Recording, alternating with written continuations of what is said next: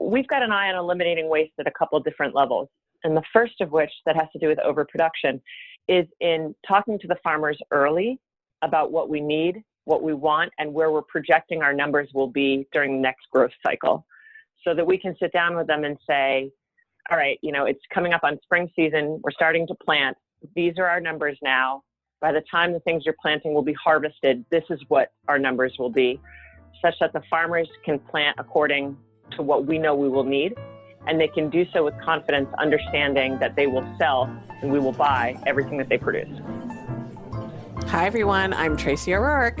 And I'm Elizabeth Swan. And we are from GoLean6Sigma.com, and you're listening to the Just in Time Cafe podcast, where we wrestle with tough questions, talk to thought leaders, discuss great books with authors, and get insights from Lean Six Sigma practitioners.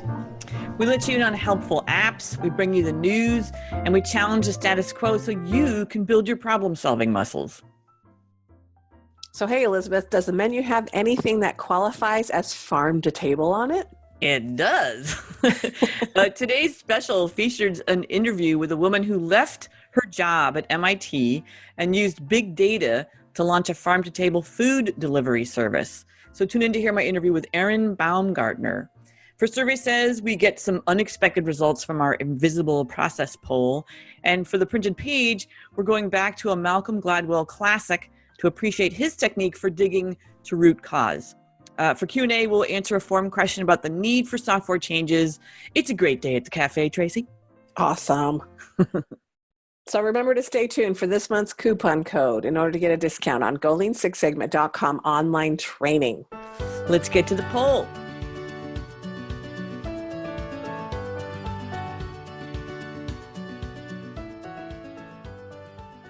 So this survey did not turn out the way we expected, did it, Elizabeth? No, it was a bit of a surprise.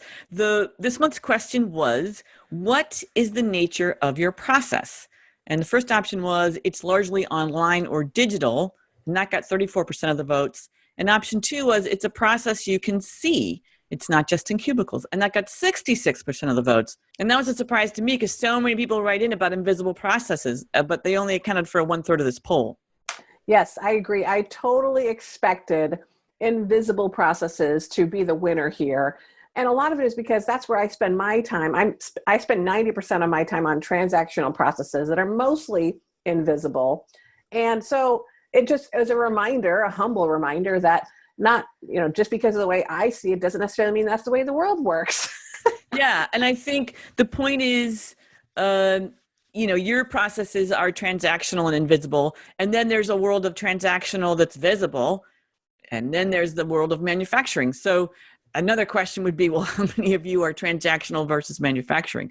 We could do a follow-up poll on that at some point. But it also has repercussions for what's possible. Recently we talked about the difference between a waste walk and a process walk. And we're saying waste walk is observation only. Process walk is involving interviews. So if your process is invisible, you have to use a process walk. You can't use the waste walk. It also has repercussions for what's possible with visual management. If you're in a hospital and you can paint on the floor to say diagnostic labs this way, but if you're visible and online, is the visual management to do with shared drives? Like exactly how do you do visual management with a completely invisible online process? So I guess just thinking through what tools work for you, how do they manifest in your process based on the type that it is? Yes, I agree. I think the challenge, and we still get this question today, is some people still believe that process improvement and Lean and Six Sigma can only apply to manufacturing processes. And I think people are sometimes surprised when they hear, you can apply it to an office process, like how? And so people get intrigued, but I think sometimes they just assume, that doesn't work for me, or that doesn't work for my process. And it absolutely does. But to your point, Elizabeth, there's just different tools that are going to work better in certain environments. And you had mentioned the process walk is great because I know if you have an invisible process, you have to first make the process visible.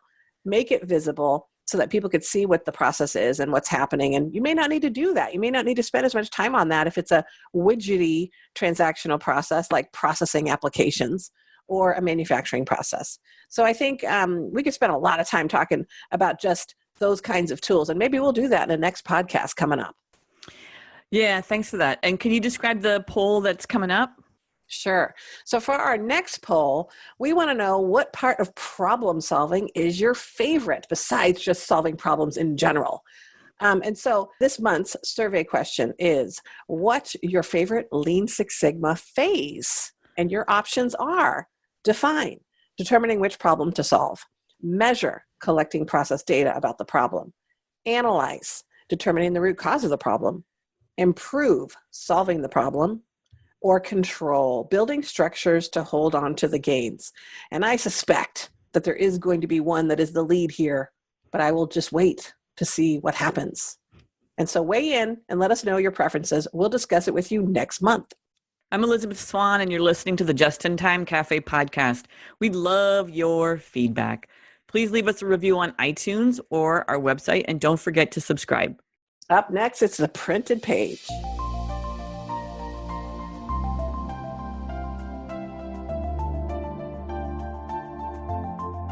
So you finally read Malcolm Gladwell's Outliers, Elizabeth? I finally did. This came up during a workshop I ran with the Nature Conservancy in DC last week. We were discussing the different ways of verifying root cause. And in addition to observing a process or finding data to back up a theory, there's listening to the people in the process. And this is particularly key in call centers. There's something called a split-in, which our guest Jeff Toyster discussed in last month's podcast. And leadership literally splices into the call and listens to a representative speaking to a customer. So if something happens like the call volume spikes, it's a way to discover if there's a process or a product issue. But there's a famous example that I was citing about this plane crash where listening to the black box recording helped solve the mystery of why the plane crashed. And for those of you that are unfamiliar, it was a Korean Air flight where the co-pilot was too deferential to the pilot. And the inability of that first officer to relay the urgency of the situation was a huge factor in the crash. And when I learned about this, when I was taught this, I learned that it helped lead to pre-flight checklists, which of course led to pre-operation checklists in hospitals and checklist manifesto written by Atul Gawande and this whole realm of checklists and what they can do. But that helped remove the social factors which were an issue in the crash. But it turns out that the ultimate solution had way more to it. And one of the participants in the class was very kind because I'd actually just finished a book and had no book to read. And I was down there for a few more days. She gave me her copy of Malcolm Gladwell's book, Outliers, which gave details on this situation. So Tracy, I know you read this book when it came out, but I'm an outlier. I didn't read it until this weekend. Well, I'd say you are definitely an outlier because you read a lot of books, more than anyone I know. So in that way, you are an outlier. You just didn't get to this one. So I am a fan of Malcolm Gladwell's books. I've read all three of them. And what I really like about this book and what is it about specifically is, Gladwell's premise is that there's something profoundly wrong about the way we make sense of success. We assume it's the personal qualities of an individual. And so we always want to know, well, what are they like and how intelligent are they and what kind of special talents do they have? And we assume that these personal qualities are the key to their success. But Gladwell's premise is, yes, he pays a nod to patronage, but his premise is that successful people are the beneficiaries of hidden advantages and extraordinary opportunities. So one of my favorite things that he mentions, or this caught my eye in the book, he talks about a study that was done of the 75 richest people in the world at the time the book was written. 14 of those 75 are Americans born within 9 years of each other in the 1830s. And that's kind of amazing when you think about it, because there's pharaohs on this list and all kinds of people from all over in history and all over the world. But 14 of these 75 were Americans. And they were all born within 9 years of each other in the 1830s. And Gladwell's argument is that these people were in the midst of the greatest transformation in America in the 1860s and 70s. People like Rockefeller, Carnegie, J.P. Morgan, and Jay Gould. If you were born in the 1840s, you missed this opportunity. And if you were born in the 1820s, you were too old. Your mindset was shaped by the pre-Civil War paradigm. So he really attributes these extraordinary opportunities to the success of outliers, not the way we think about how people are successful, which I think is very interesting. Yeah, and I saw it as a hypothesis, right? That we made these assumptions about the process for people becoming successful. In his book, he basically addresses typical hypotheses about what makes certain people exceptionally successful or not. And each chapter references experiments and research that debunk common myths and then verify the true root causes. So in the case of the Korean air crash, they had such a terrible record that the U.S. Army was forbidden to fly with them, and we had a lot of troops stationed in Seoul. And Delta severed all ties with them.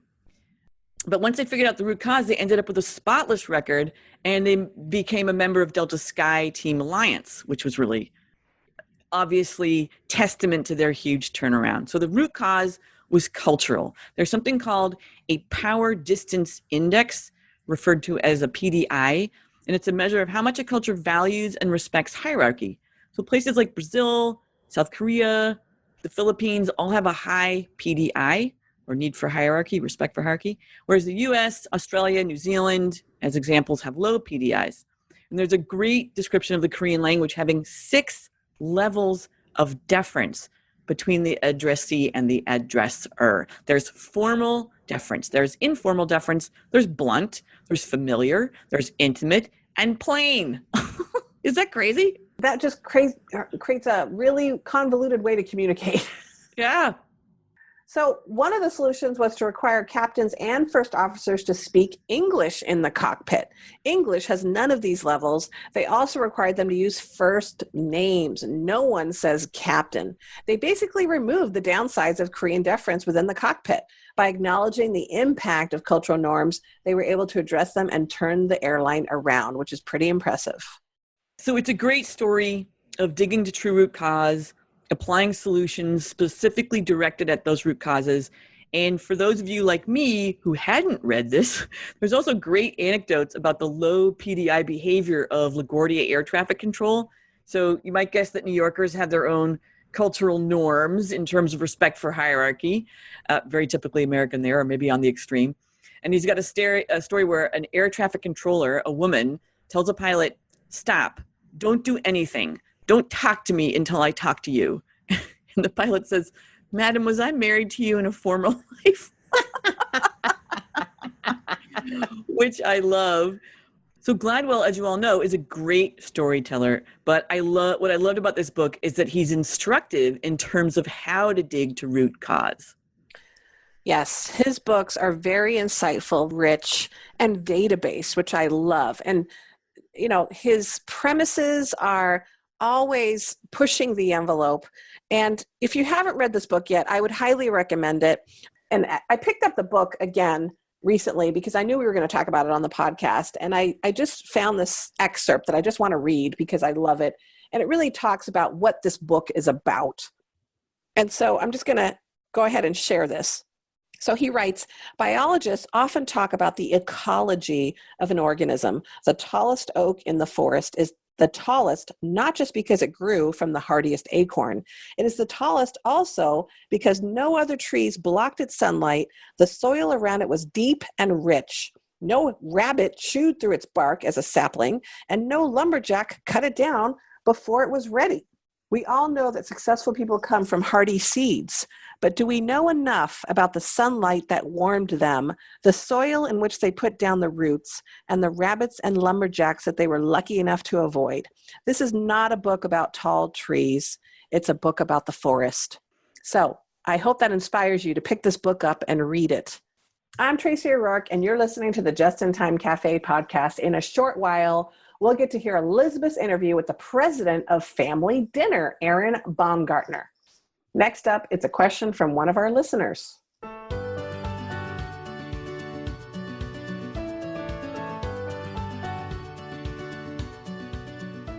So this is another question about what we call invisible processes. This time it's about the need for changing the software, right?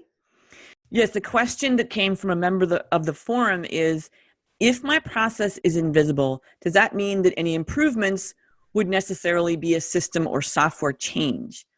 This came up again with the workshop with the Nature Conservancy. One of the team leads wanted to make a software change to remove waste, remove wasted time, wasted effort. But she was told no by the powers that be. You can't change it. There was going to be no authorization to make the software change, and she was initially disheartened, but she kept at it, and she was able to make a non-software change that helped 50% of the customers that process. It was an internal process. So it's back to the adage of, from our buddy Mike Osterling, creativity before cash, right? But it's more than that. Just because your process is digital and involves online workflow, that doesn't restrict solutions to software changes, right? Absolutely. As a matter of fact, we are really good at jumping to solution, and often it's a technology or automation solution. And sometimes it sounds like a great idea, but we end up automating a terrible process because we didn't reduce the 17 approvals that needed to be done before we automated it. So now we automated 17 approvals. It's going to be even harder to change. So I always tell people, don't just automate, especially invisible processes, because you could be just automating a knot of a process. How about you streamline the process first and then maybe look at automation potentially to make it even better? Yeah, good point. It's time to announce the coupon code. This code is for 20% off any of our Lean Six Sigma training and certification courses: white belt, yellow belt, green belt, black belt, and Lean. If you've joined us at the Just in Time Cafe, use coupon code 20hibiscus. That's 20HIBISCUS during checkout. And make sure to use it soon, since the coupon code will expire on the 15th of June. Coming up next is today's special. Elizabeth, give us a little preview of what your interview was like with Erin. As I mentioned, Erin left a great job as a project director at MIT, that's the Massachusetts Institute of Technology, and she worked to remove some of the 8 waste when she designed her food delivery service. She's passionate about connecting us to farmers, but she was lean in her approach, which helped her ultimately to be super successful. Sounds very interesting. Sounds like an interesting person, but I'm not going to attribute her personal qualities to her success. Don't do that. We have no idea what led to Erin's success. We're going to find out, though. I wonder where she lived.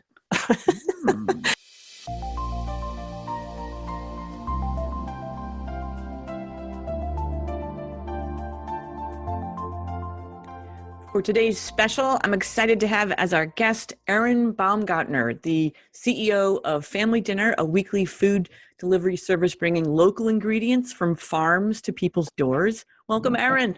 Thank you so much. It's great to be here.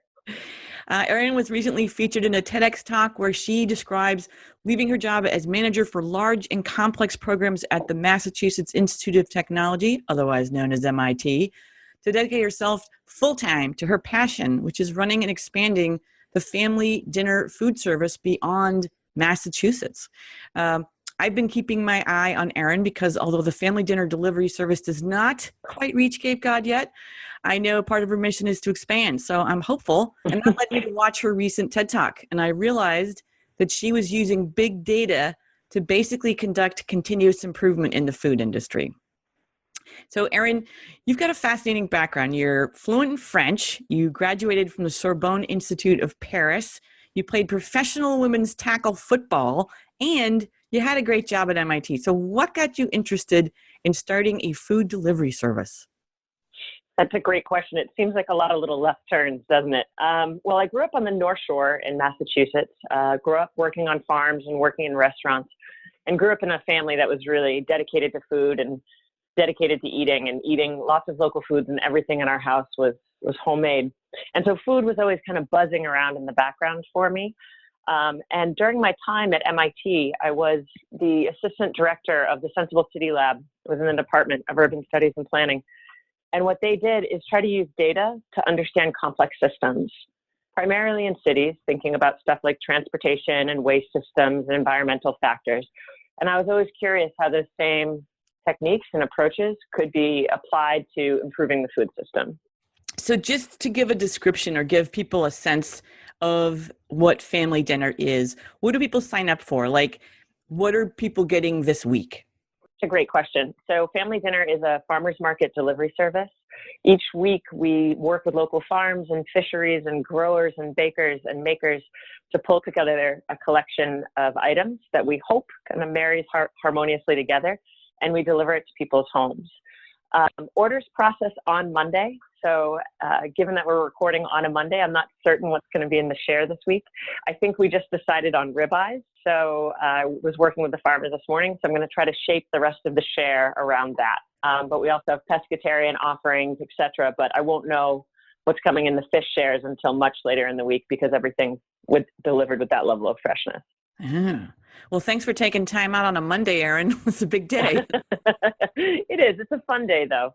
It's fun to look around and figure out like what could end up on people's plates, what could be exciting and new that's coming out of the ground or coming out of the water that you could introduce to people and tell them the story of what that food is and get it onto their plates and get them excited about cooking it, eating all of it, not wasting any of it, etc. I'm already excited. I like the sound of the ribeye. They're so good. So one of the things that you address is something we call customer value.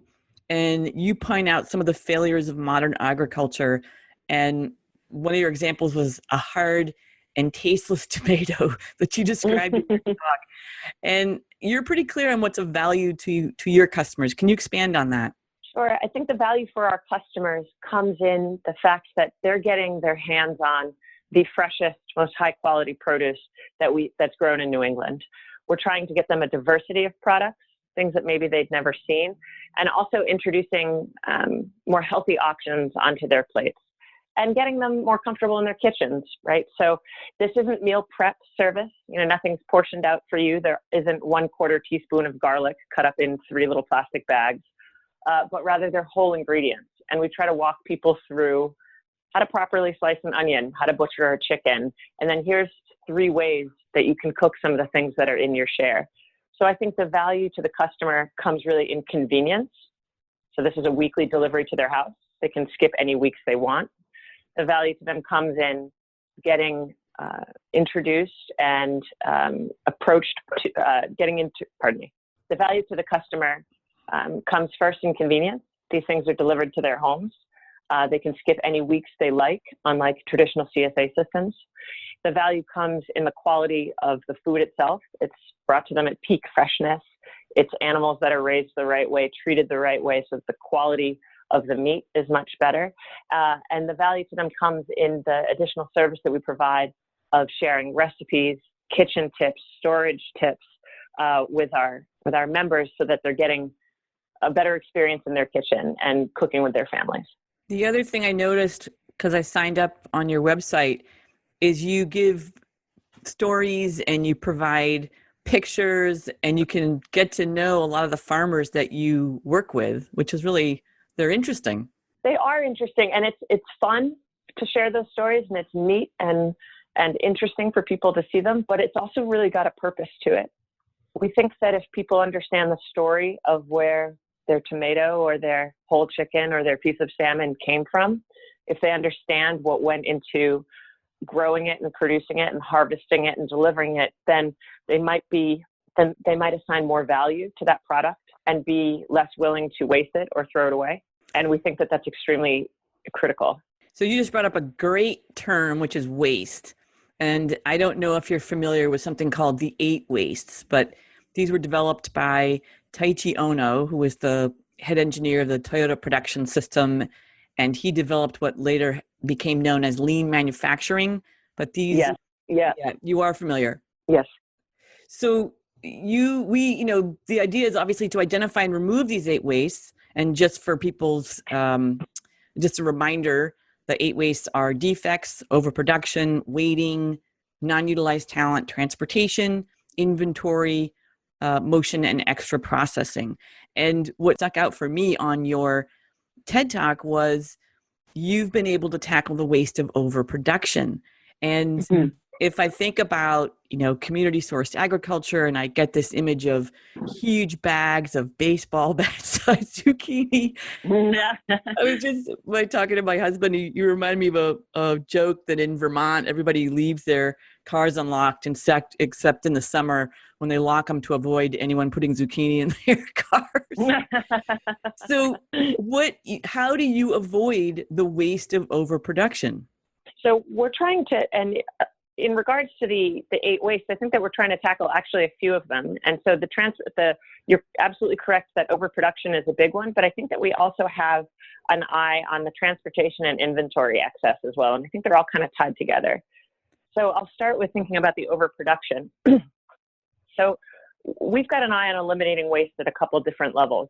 And the first of which that has to do with overproduction is in talking to the farmers early about what we need, what we want, and where we're projecting our numbers will be during the next growth cycle, so that we can sit down with them and say, all right, it's coming up on spring season. We're starting to plant.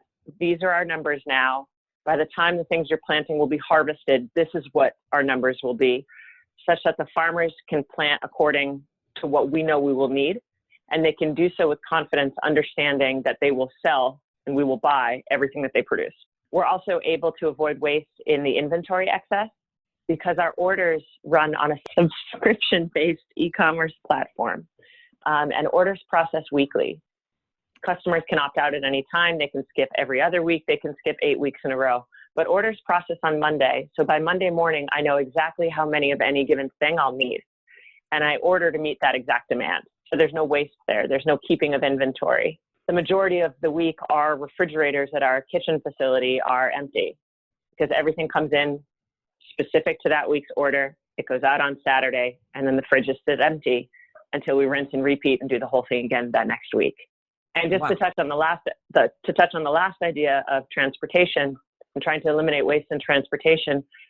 So we're delivering direct to customers' houses, right? So this can be a logistical nightmare because you've got 200, 300 orders that are going out every week, a variety of drivers who are trying to get things to places, and we're basically going the last mile. So how do you solve this question? And we're using an off-the-shelf route optimization software that allows us to deliver to 200 people in the greater Boston area in about 40 different towns in about 2.5 hours. And so by doing that, we're carving out the time, minimizing the time required, but also in our eyes, something equally important is the CO2 emissions associated with delivering things directly to people's doors. That is great. I love that you saw the connection, because my next questions were going to be about transportation and even inventory, but you see the connection between them, which is really nice. And that you're using the data to create what is a pull system. So I think you observed that, the grocery store is basically, I'm sure they've got some way of forecasting, but, it's a push system. It's, here's what's available, and then customers are taking what they want. But you're basing your whole system on the pull, exactly what you sign up for, which is really cool. I also love how you've avoided inventory. So really it's just in time. This stuff is coming in just when you need it and just when you're about to bring it out. So, that's right. And we're also able to help the farmers deal with any additional inventory that they may have. Because customers sign up for a share, that means that they don't necessarily know what's coming week to week. And a lot of our customers really enjoy that. They say that it's like, an episode of Chopped or like Christmas morning. You open this basket and you're excited to find out what's in it that week. And it's this moment of whimsy and fun, right, in the kitchen. But also from our side, a farmer can write to us and say, on Monday or Tuesday, I have, X amount of pounds of asparagus that I need to move. Could you take it this week? And it's like, great. Now we've got asparagus in the shares. So it helps the farmer. It helps us. It's moving fresh, delicious products into people's houses. And again, by having that ability to be agile and pivot on the ingredients week to week, we're eliminating waste from their side as well. Well, that's great. You're really at the front end. We've interviewed other people. There's a great organization other side of the country, Feeding San Diego, and they're dealing with the waste coming from restaurants. Which is amazing. That's a great organization. You know about them. Yes, they're doing incredible work and they're feeding tens of thousands of people. Yeah, Alicia Saki's been on the show and she just said, we don't have a food problem, we have a food distribution problem. And Mhm. you're looking at it and going, well, we've got a food overproduction problem. Let's just, grow what we need and deliver what people want to eat. That's right. I mean, I think that something that's really terrifying to me is the ubiquity of food, that it's absolutely everywhere. You can get a pizza in a gas station. But at the same time, the scarcity in this country, I mean, I live in Boston, so the scarcity in our neighborhoods is extraordinary. That there are neighborhoods in Boston that are food insecure, that there are a great number of students in the schools in Boston who are food insecure, and yet food is everywhere. So I think that she's right. We've got a food distribution problem, we've got a food overproduction problem, and we have a massive food waste problem. Yeah. I was going to say, but when we think about food waste, I don't think that we all think about it the same way, right? We all know that waste is, throwing food away that could have been perfectly good and could have been eaten by somebody. But the large corporations that are growing the majority of this food don't see that as waste, right? So they have grown their product, they have harvested it, they have brought it to the stores, they have sold it to whatever store it is, and that's where the cycle ends, right? To them, that's a win. They've grown their product as cheaply as they can. They've raised their animals as cheaply and efficiently as they can. They have sold that product, and that's the final chapter. Whatever happens to that product later, it doesn't particularly matter because they're maximized for profit. They're just trying to crank out as much food and get as much food out into the public as possible, not really caring if it's getting into people's hands, not really caring if it's ending up in a trash can. And the interesting thing is that after that, the large food corporations, as I said, think that that's the last chapter. But those amazing companies like Feeding San Diego and Lean Path and us are trying to do things like creating other microsystems and economies after that last chapter, right? So how do you do better, right? How do you close the circle and make a better system? And I think that the better system starts with what you talked about first up, which was, what's of value? What's of value to the customer, which is the person getting the food. And you're saying it has to be nutritious, right? Let's start there. Like you have a different purpose, a different mission than big agriculture. Right. And there's lots of parts to the mission, right? You're trying to do better for the environment, making sure that the soil is being taken care of, trying to eliminate CO2, trying to use only the ingredient or the resources that you need as far as water and heating, etc. It's better for animals. We're trying to make sure that the people that we source from are treating animals in ethical, humane, respectful ways. And it's better for people. I mean, the food is better for you, yes, but it's also delicious. It tastes better. A local tomato, as I was saying in that talk that you referenced, a local tomato brings up this beautiful nostalgic flavor, and it tastes 10,000 times better than the sort of waterlogged bomb that you find in the grocery store in New England in January. It's a ghost of a tomato. I know. The ghost of tomatoes long past. Yeah, they're terrible. And yet for some reason, it's interesting. You can't get a sandwich. Doesn't matter where you are. You cannot get a sandwich in New England at any time without a tomato in it, even though they're disgusting. We think that it needs to have a tomato.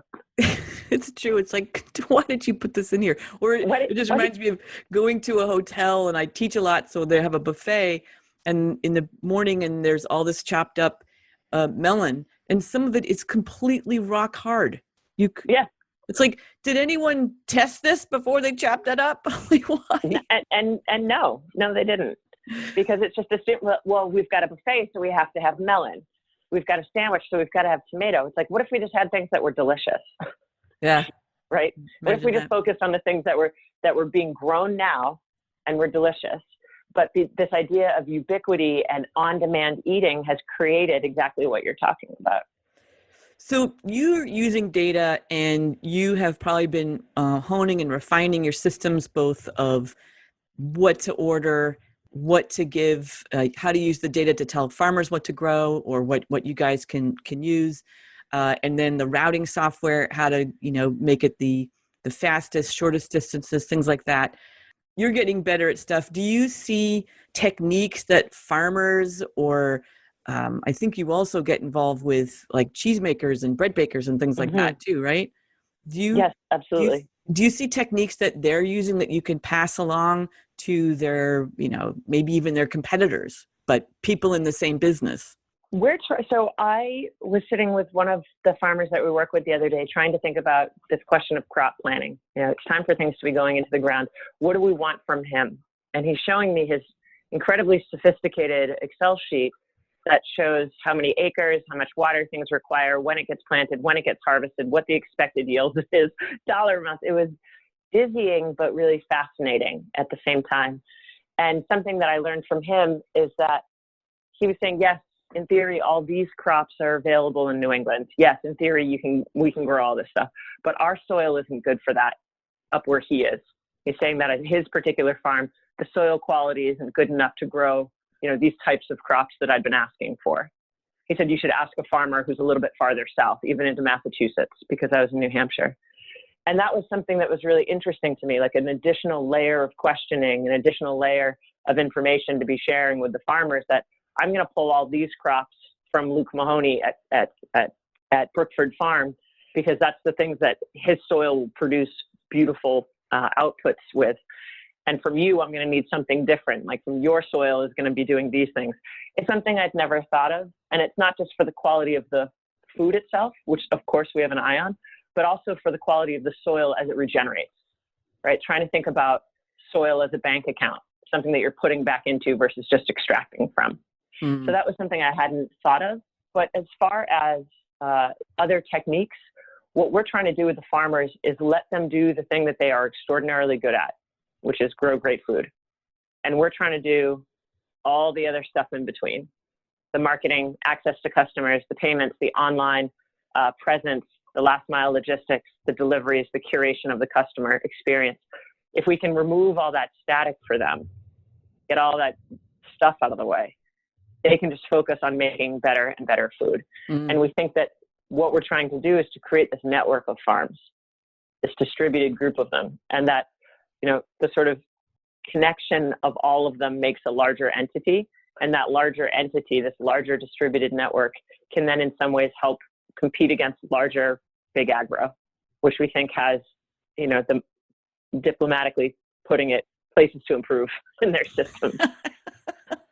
Yeah, I think I remember reading Diet for a Small Planet in high school and going, oh my Lord, we are in big trouble. We're in trouble. We're in trouble. So, and that brings me to a point that was exciting, kind of both selfishly, but also on just thinking bigger, is that you're thinking bigger. Like you want to expand beyond the, greater Boston area. And, mm-hmm. and that's kind of part of your vision, isn't it? Yes, our vision is to expand geographically. We think that the model that we're growing is something that can be replicated in different geographies. So why couldn't this be something that operates in Portland, Maine, or Portland, Oregon in the exact same way? It couldn't be the exact cookie cutter sort of franchise option because it's so closely built on relationships. So much of what we do is building trust with the farmers, building these connections, and building a working relationship with them. But we think that all of the tools that we're using, that we are customizing, and that we are creating could be replicated in different locations. And that's pretty exciting. I mean, just having that broader vision, because as you're saying, creating this network lets the farms and the other businesses form a larger entity and to be able to compete, to be able to survive when they're up against people that are doing things, albeit, cheaper, but then, right. you got the green gas tomatoes that travel all the way. Right. The water bomb that's traveled, 3,000 miles to get to your plate. Yeah. And is coated. And we haven't even talked about the things that, that food is treated with, right? So those farms, those massive agricultural entities are supporting other huge entities, which are like pharmaceutical companies and chemical companies, right? So everything that goes to treat that tomato, to keep it alive, to keep it green until it travels all the way up to, your plate in Cape Cod, all the additional chemicals and things that it's treated with are also something we try desperately to avoid because we see them as being a real issue. And that goes right up the food chain to the animals and the antibiotics that they're being fed in non-therapeutic ways. And that's something that people have to read about to know that it's happened. You can't tell what's happened in your food chain. I mean, you kind of get the result wasn't great, but you're not really sure exactly what went into that before it got to you. And that's on purpose, right? There's a real lack of clarity, transparency there. And I think that's done on purpose. And I don't want to focus on that too much, but I know that when I go to our farms and I see firsthand the way that animals are being raised, and I see firsthand the way that the food is being grown, I have an enormous amount of respect and love and confidence in what they're doing, and that this is the best possible version of this product.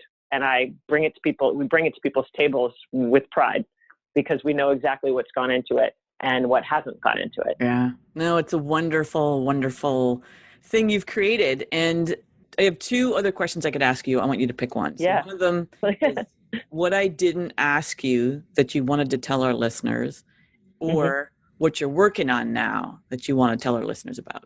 One of my biggest goals is to move Family Dinner into an arena that it can engage with SNAP, which is the Supplemental Nutrition Assistance Program, or HIP, which is Massachusetts' own addition on top of that, which is the Healthy Incentives Program. I love our company. I love what we do. I love the model of getting the highest quality food into people's homes, but the price point isn't something that a lot of families can approach, especially not people who are receiving supplemental assistance.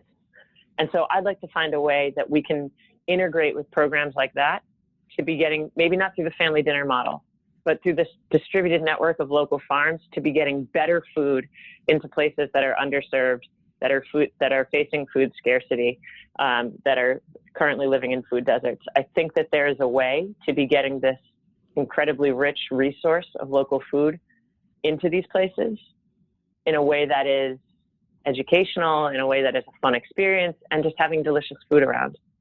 Because the biggest thing that I think about is that dual-edged, or that coin of, we've got food everywhere, but what's the quality, right? And the fact that there's still scarcity amongst all this ubiquity is something I would like to find a way for our company, even in our own small capacity, to help address.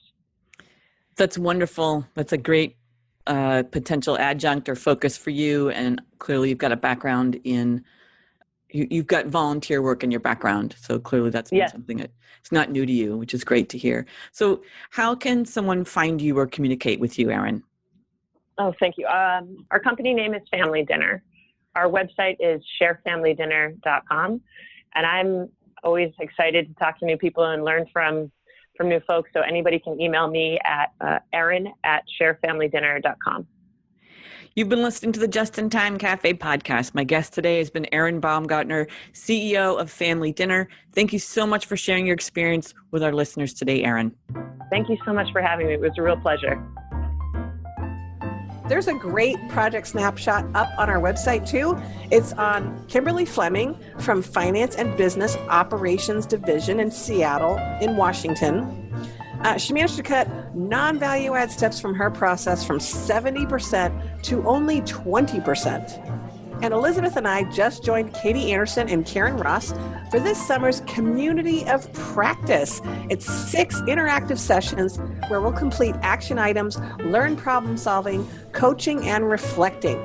Can't wait for that. Come join us. We'll post a link if you'd like to join. We're looking forward to a great experience. Absolutely. And don't miss our next episode where Tracy interviews Billy Taylor, the Global Head of Diversity and Inclusion for the Goodyear Tire and Rubber Company. He's an amazing speaker, so I'm psyched for that. Me too. Thanks for visiting the Just in Time Cafe. While you're listening, we'll be busy touring Japan, so watch on Twitter and LinkedIn for our posts. And meet us back here next month.